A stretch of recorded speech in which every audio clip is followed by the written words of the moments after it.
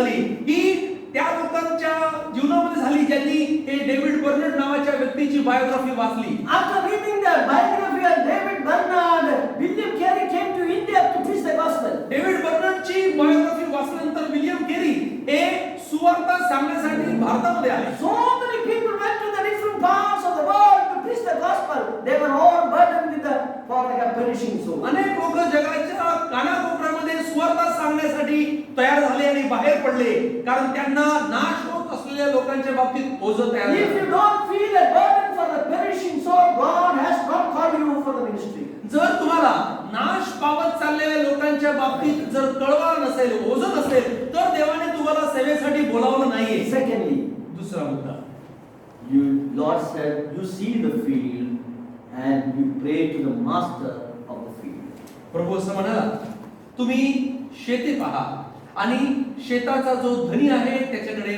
प्रार्थना करा. Yeah, Luke's gospel chapter that there's Matthew also it is mentioned, Luke also is mentioned. We see that verse 2 says the harvest is truly great, but the laborers are few. Pray ye therefore the Lord of the harvest that he would send forth laborers in his harvest. लुकाच्या शुभवर्तमानात देखील लिहिलेलं आहे आणि मत्तेमध्ये देखील लिहिलेलं आहे. Verse 2. 10:2 मध्ये लिहिलेलं, तेव्हा त्याने त्यांना म्हटले, पीक फार आहे परंतु कामकरी थोडे आहे, म्हणून पिकाच्या धन्याने आपल्या पिकासाठी कामकरी पाठवावे म्हणून त्याची प्रार्थना करा. Lord did not send that okay work is there so many harvest is there you go. It's not easy like that. प्रभूने असं नाही म्हटलं की काम पण आहे, शेती पण भरपूर आहे, तुम्ही जा. What you have to do? तुम्ही काय करायला हवं? तुम्ही प्रार्थना करा. Only a praying man should go for the Lord's work. प्रभूच्या कामासाठी जो प्रार्थना करणारा मनुष्य आहे त्याने जावं. If you have not prayed for the perishing soul, you are not fit for the Lord's work. जर तुम्ही नाश होत असलेल्या लोकांसाठी कधीच प्रार्थना केली नाही तर तुम्ही ह्या प्रभूच्या कामासाठी फिट नाही. I was praying the Lord you send workers in the field for many years. मी प्रार्थना करत होतो प्रभूकडे की हे देवा या शेतामध्ये तुझे कामकरी म्हणून तू पाठव. Especially I had a great desire that somebody should from Borville assembly should come for the Lord's work. विशेष करून माझ्या मनामध्ये अशी मोठी इच्छा होती की बोरवली ह्या स्थानिक मंडळीमधून प्रभूच्या कामासाठी सेवेसाठी कोणीतरी बाहेर I had some people in my mind with their name in my mind. I used to pray, Lord, call them for the Lord's work. माझ्या मनामध्ये अशी काही लोक होती आणि त्यांची नावं घेऊन मी प्रार्थना करत असे की प्रभू तू त्यांना तुझ्या कामासाठी बोलाव. I was praying for the Lord to send the workers in the field. मी प्रभूकडे ह्यासाठी प्रार्थना करत होतो की प्रभूने त्यांना या शेतामध्ये या मळ्यामध्ये पाठवावं. Finally God said, you are the one. शेवटी प्रभू म्हणाला तूच आहेस. It was not willing, I was not willing. मी त्यासाठी सुरुवातीला तयार नव्हतो. But Lord made me to commit my life to Him.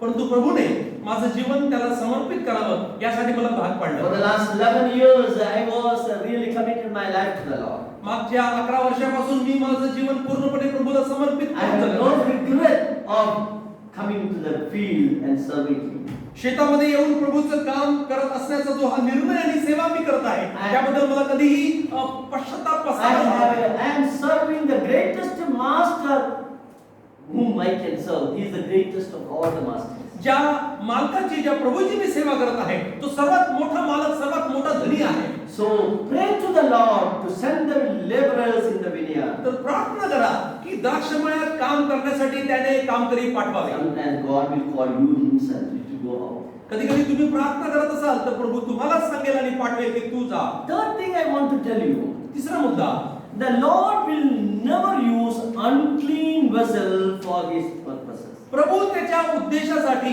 घाणेरड्या पात्रांचा उपयोग कधी करणार नाही. You know, any household thing when we do something, we always use the clean vessels. आपल्याला माहिती आहे की आपल्या घरामध्ये चांगल्या कामासाठी नेहमी आपण शुद्ध आणि चांगली पात्रच वापरतो. And every time we clean, before using we clean it. आणि त्याचा उपयोग करते अगोदर आपण त्यांना पुन्हा एकदा धुतो. Some dirt will be there here and there, then we wash it again, we use it.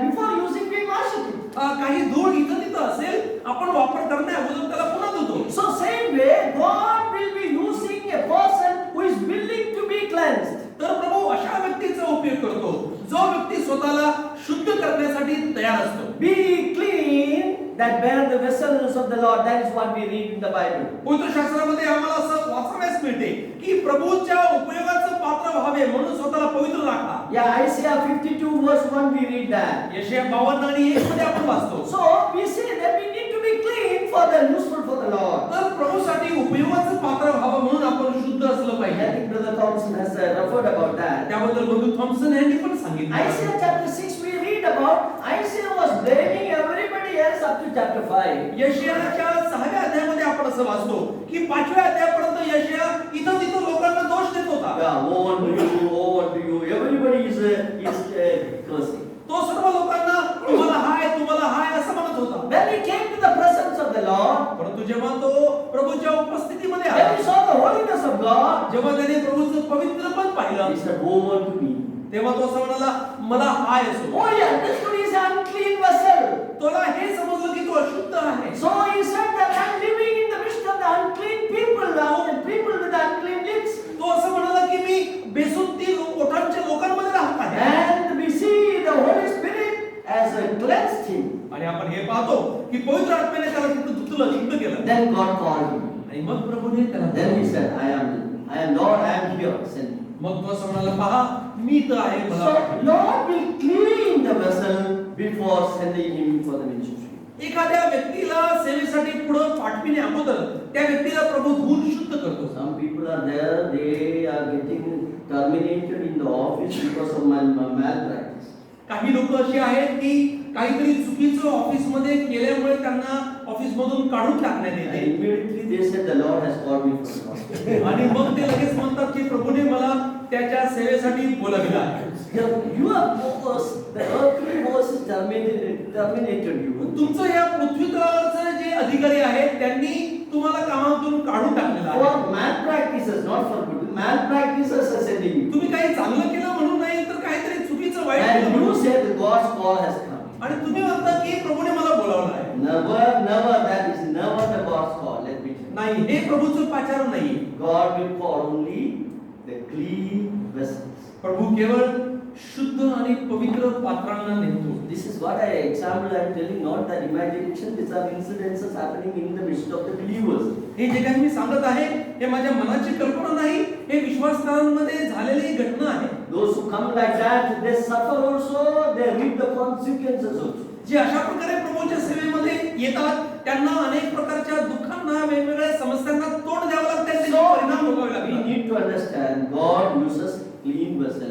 We should clean ourselves and we should have a good testimony in the working place as well as everywhere. तर आपण हे समजून घ्यायला पाहिजे की प्रभू पवित्र पात्रांनाच उपयोगात आणतो आणि त्यांना बोलवतो. म्हणून ज्या आपल्या कामाच्या ठिकाणी आहोत तिथे आपली चांगली साक्ष आणि आपण पवित्र शुद्ध असलं पाहिजे. The fourth thing, चौथा मुद्दा, before sending for the Lord's work, he will make sure that the person is equipped for doing the work. प्रभूच्या कामासाठी बाहेर पाठण्या अगोदर प्रभू ह्या गोष्टीची पूर्ण प्रकारे काळजी आणि तरतूद करतो की त्या सेवेसाठी तो व्यक्ती तयार आहे. Without equipping a person, he will never send a person for the ministry. त्या व्यक्तीला त्या सेवेसाठी पाठविण्या अगोदर प्रभू नेहमी 100% त्या व्यक्तीला त्या सेवेसाठी तयार करतो. Look at that, where God has called the disciples and given the training about 2-3 years, and then He's sending them for the ministry. इथं देखील आपल्याला असं वाचायला मिळते की प्रभूने अगोदर 12 शिष्यांना बोलावलं, त्यांना पाचारण केलं आणि 3-3.5 वर्ष त्यांना तयार करून मग सेवेसाठी बाहेर So पाठवलं. it is very important that without equipping a person, God will not call anyone. आणि म्हणून हे देखील आपल्याला समजायला मिळते की प्रभू एका व्यक्तीला अगोदर तयार करतो आणि मग त्याला सेवेसाठी पुढे पाठवतो. So we read that in Matthew chapter 10 verse 5, and Luke chapter 9 verse 1 you read. Look 9 आणि 1 मध्ये आपण पाहूया When how he is sending the 12 disciples there. तिथं तो कशा प्रकारे 12 शिष्यांना बोलावित आहे. 9 verse 1.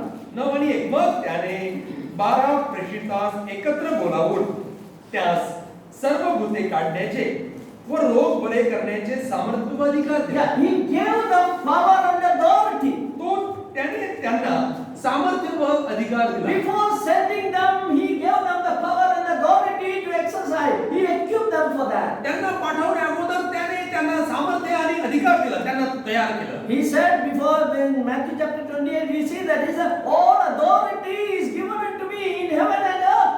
मत्त्याच्या 28व्या अध्यायामध्ये तो असं म्हणतो की स्वर्गात आणि पृथ्वीवर सर्व अधिकार मला दिलेला आहे. And with that authority he is sending the disciples, same with the power and authority he is sending the disciples. आणि ह्याच अधिकाराने ह्याच सामर्थ्याने तो आता शिष्यांना देखील पुढे पाठवत आहे. Without equipping the disciples he will not send them. त्यांना तयार केल्या वाचून तो त्यांना पुढे पाठवत नाही. And also he is directing them where they should go. आणि आपण हे देखील पाहतो की त्यांनी कुठं जायला पाहिजे त्याबद्दल तो त्यांना मार्गदर्शन पण करतो. Look at Matthew chapter 10 verse 5. मत्तेचा 10वा अध्याय आणि वचन 5. या 12 जणांस येशूने अशी आज्ञा करून पाठविले की परराष्ट्रीयांकडे जाणाऱ्या वाटेने जाऊ नका व शोम्रोनाच्या कोणत्याही नगरात प्रवेश करू नका. Where they should go. तर इस्रायलाच्या घराण्यातील हरवलेल्या मेंढरांकडे जा. Very clear instructions are given. इथं प्रभूने त्यांना योग्य अशी सूचना दिली. Don't go to the Gentiles. परराष्ट्रांकडे जाऊ नका. Don't go to the Samaritan. शंभरोने ह्या लोकांकडे जाऊ नका. I am sending you to a specific community, come a people that is the lost sheep of Israel. मी तुम्हाला एका विशेष लोकांकडे पाठवत आहे आणि ते लोक आहेत इस्रायलाचे हरवलेले मेंढरे Of लोक. course, at that time the context is different, but the principle is this one, that God will send you for a particular place. हां, त्यावेळेचा पार्श्वभूमी आणि संदर्भ आणि बॅकग्राऊंड हे वेगळं होतं, परंतु मुद्दा नियम तोच आहे की प्रभू ज्या लोकांना पाठवतो तिथं त्यांना एक सूचना देतो. He directs his people where to preach the gospel. त्याच्या लोकांनी कुठं जाऊन सुवार्ता प्रसार करायला पाहिजे त्याबद्दल तो मार्गदर्शन करतो. You know, Paul and his people were in Troas. Paul आणि इतर लोक हे त्रोआसामध्ये होते. God appeared to him and said that now you go to Macedonia. तिथं रात्री प्रभू स्वप्नामध्ये त्यांना दर्शन देऊन म्हणाला की तुम्ही मासिदोनियात जा. That means Lord was directing them where to preach the gospel. म्हणजे प्रभू त्यांनी कुठं सुवार्ता प्रसार करायला पाहिजे जायला पाहिजे त्याबद्दल तो मार्गदर्शन करतो. So he directs the place to go. तर तो कुठं त्यांनी जावं म्हणून ते ठिकाण त्यांना दाखवतो. Not only that, इतकंच नाही, he gives the message to speak. काय बोलायचं त्याबद्दल तो ते संदेश वचन पण देतो. As a brother Lord's servant said that God has not sent me to speak a sermon, but he has sent me to speak a message. तसं एका देवाच्या सेवकाने असं सांगितलं की देवाने मला प्रवचन करण्यासाठी नाही तर त्याचा जो निरोप आहे तो निरोप देण्यासाठी पाठवला. Because we are the messengers, what the Lord has given us that we have to speak to the कारण आपण देवाचे निरोपी आहोत आणि देवाने जो निरोप लोकांसाठी नेमून ठेवला आहे तो निरोप सांगायचा आहे. We are not speaking sermons, we are speaking the message of the gospel that Lord has given to us. आपण प्रवचन देणारे लोक नाही तर आपण देवाचा निरोप जो आहे हा निरोप लोकांपर्यंत काय आहे ते देणारे लोक आहोत. And that message is coming from the Lord. आणि हा निरोप देवापासून येतो. I 2 Corinthians chapter 9 verse 10, I like that verse very much. दुसरे कोरिंथ 9 आणि 10. It is you have to read various translation to understand the real meaning. I don't know in Marathi how it is. या वचनाला वेगवेगळे भाषांतरामध्ये जर वाचलं तर त्याचे अर्थ आम्हाला पाहायला I मिळतात. love to read that and thank God for that every time. आणि हे वचन मला वाचायला खूप आवडते त्याबद्दल देवाला मी धन्यवाद देतो.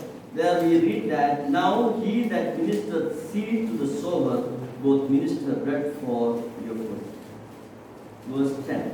9 अध्याय 10 वचन. जो पेरणाऱ्याला बी पुरवितो व खाण्याकरिता अन्न पुरवितो तो तुम्हाला बी पुरविल व ते बहुगुणित करेल. What is meaning is that you read any other translation. Meaning is that God will give the seed to the sower.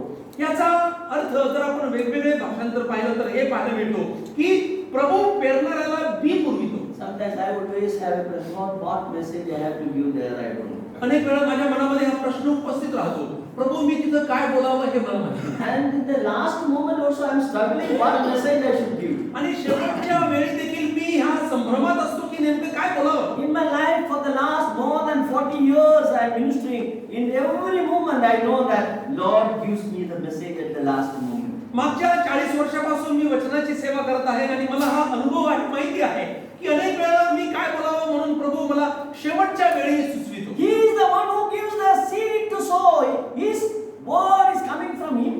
तो पेरणाऱ्याला बी पुरवितो, त्याचं वचन आपल्याला तो योग्य वेळी देतो. Not only that, इतकंच नाही, He provides the food for the person who is sowing, that is for the farmer.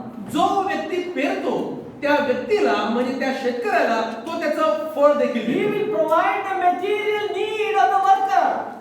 काम करायच्या ज्या भौतिक गरजा आहेत त्या भौतिक गरजा पण देव पूर्ण करतो. Not only he will give the message to preach, also he will meet the needs, material needs of the preacher. तो फक्त प्रचार करणाऱ्या व्यक्तीने काय प्रचार करावा म्हणून तो संदेश देतो इतकंच नाही, तर प्रचार करणाऱ्या व्यक्तीच्या भौतिक गरजा पण तो देतो. And these are some of the things we should notice. Without equipping, he will never send. आणि ह्या अशा काही गोष्टी आहेत की ज्या आपण स्मरणामध्ये ठेवायला पाहिजे की प्रभू आपल्याला तयार करतो आणि त्यानंतरच पाठवितो. He gave them power and authority.